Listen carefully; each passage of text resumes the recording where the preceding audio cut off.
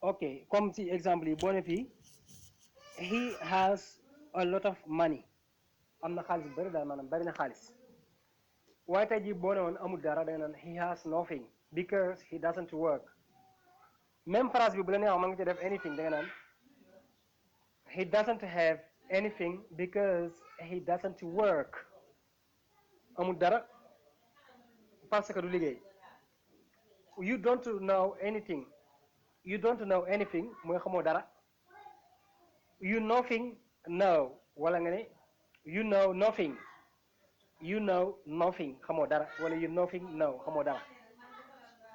I want to go anywhere tomorrow mooy I will not go I want to go mooy I will not go lu ñëwagul du ma dem future la da nga ko contracté I want to go anywhere tomorrow du ma dem fenn suba I will go nowhere tomorrow du ma dem fenn suba I will go nowhere tomorrow du ma dem fenn suba she doesn't love anybody she doesn't love anybody mooy moom bëggut kenn dal bëggut kenn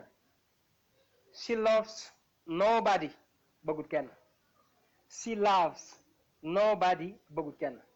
kon nga gis ne à chaque fois nga am nobody nowhere ak nothing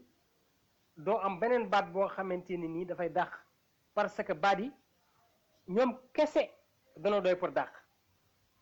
xam nga au lieu nga I don't have anything am ma dara I don't have anything pourquoi anything because da nga ne I don't have ok now boo ne am ma dara donc you can say I have nothing wala nga ne I nothing have voilà donc j'espère bien que en fait bi yoon moom